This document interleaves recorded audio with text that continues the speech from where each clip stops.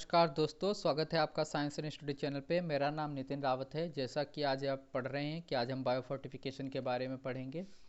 Biofortification पे चलने से पहले मैं आपको पिछली क्लास में फोर्टिफिकेशन जो पढ़ाया था उसकी ग्लिम्स दे देता हूँ। तो किसी भी खाद्य पदार्थ में दो या दो से अधिक आवश्यक सूक्ष्म पोषक तत्वों को ऐड करना ही हमारा फोर्टिफिकेशन कहलाता है। फोर्टिफिकेशन आवश्यक क्यों है? क्योंकि सूक्ष्म पोषक तत्वों की कमी के कारण विभिन्न प्रकार की रोग हो जाते हैं, जैसे कि रतौंधी, एनीमिया इत्यादि। इन्हीं की कमी लाने हेतु विभिन्न प्रकार की सरकारें समय समय पर वॉलंटरी तथा मैंडेटरी दोनों प्रकार के प्रोग्राम चलाती हैं। बायोफोर्टिफिकेशन की बात करें तो बायोफोर्टिफिकेशन के तहत मेनली जो हमारे पास क्रॉप्स हैं उनकी ब्रीडिंग की जाती है, जिसके तहत न्यूट्रिशनल वैल्यू बढ़ाई जा सके। यानी कि ब्रीडिंग के फलस्वरूप किसी भी पौधे में अधिक से अधिक सूक्ष्म पोषक तत्वों को बढ़ाया जाए। इसी के उद्देश्य से हमारा बायोफोर्टिफिकेशन कराया जाता है। ये दो प्रकार से हो सकता है, एक कन्वेंशनल सिलेक्टिव ब्रीडिंग मेथड, दूसरा genetic engineering method. Genetic engineering method हमारा एडवांस बायोटेक्नोलॉजी मेथड है। Selective breeding commonly used method है।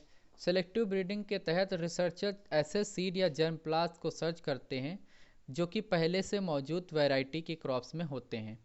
जैसे मान लीजिए कोई एक क्रॉप है जिसमें बहुत ही हाई न्यूट्रिशनल वैल्यू की है, और एक दूसरी क्रॉप का प्लांट है जिसमें हाई यील्ड का प्लांट है। यानी कि एक जो प्लांट है उसमें बहुत अच्छे सूक्ष्म पोषक तत्व विद्यमान हैं, और दूसरे जो प्लांट है हमारा वो उसमें सूक्ष्म तत्व तो इतने नहीं हैं किंतु उसकी उत्पादन क्षमता बहुत अच्छी है। तो इन दोनों प्रकार के प्लांट को पहले हम सेलेक्ट करते हैं। इनके सिलेक्शन के फलस्वरूप इनके बीच में क्रॉस ब्रीडिंग की जाती है। क्रॉस ब्रीडिंग के तहत जो हमारा सीड तैयार होता है, जो हमारा प्लांट तैयार होता है, वो एक सफिशियंट अमाउंट में बहुत अच्छे सूक्ष्म पोषक तत्वों तथा हाई यील्ड के साथ हमको मिलता है। इसमें कुछ कंडीशन है, जो भी हमारा प्लांट तैयार होना चाहिए उसका ह्यूमन हेल्थ पे एडवर्स इफेक्ट नहीं होना चाहिए। जो भी हमारी क्रॉप के द्वारा जो हमारे सीड्स तैयार हुए उनके कुकिंग में, स्टोरेज में, प्रोसेसिंग में कोई भी डिवैल्यू नहीं होनी चाहिए। यानी कि उसमें सूक्ष्म पोषक तत्वों में कोई भी कमी नहीं आनी चाहिए। अगर जेनेटिक मॉडिफिकेशन यानी जो दूसरे प्रकार की बात करें तो एक एडवांस बायोटेक्नोलॉजी मेथड है। इसमें मेनली जो हमारी एग्रीकल्चरल क्रॉप हैं इनके प्लांट के डीएनए में हम मॉडिफिकेशन करते हैं। मॉडिफिकेशन इन प्लांट्स में इसलिए किया जाता है क्योंकि नए प्रकार के गुण इनमें विद्यमान कराए जा सकें। तो नए प्रकार के गुण इसमें ऐड कराने के लिए इनको वायरस, बैक्टीरिया या अन्य प्रकार की वैरायटी की स्पीसीज की जीन के साथ हम रिप्लेस करते हैं। इसको जीन गन मेथड से या न्यूक्लियर फ्यूजन मेथड से, अनेक प्रकार के मेथड से इस प्रकार की जेनेटिक मॉडिफिकेशन क्रॉप तैयार की जाती हैं। जेनेटिक मॉडिफिकेशन का मुख्य उद्देश्य क्या होता है? तो ये इनका मुख्य उद्देश्य है कि अधिक क्षमता में सूक्ष्म पोषक तत्व तथा अधिक क्षमता में उत्पादन क्षमता वाली क्रॉप को तैयार करना।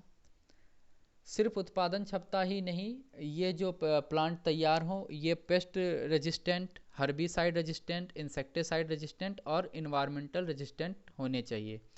इसके तहत अगर कोई भी प्लांट तैयार होते हैं जेनेटिक मॉडिफिकेशन के तहत, तो ये खरपतवार, कीटनाशकों से तथा जटिल से जटिल मौसम को सहने योग्य होते हैं। यानी कि ये ड्रॉट एरिया में भी चल जाते हैं, सूखे वाले एरिया में, और बहुत ही ठंडे स्थान पे भी अपनी ग्रोथ कर ले जाते हैं। इसी के तहत WHO ने गोल्डन राइस नाम की एक क्रॉप तैयार की है जिसमें बीटा कैरोटीन की एक अच्छी मात्रा होने के कारण यह पीले रंग का दिखाई देता है। यह विटामिन ए इनरिच्ड प्लांट है जो कि WHO के द्वारा विकसित किया गया है।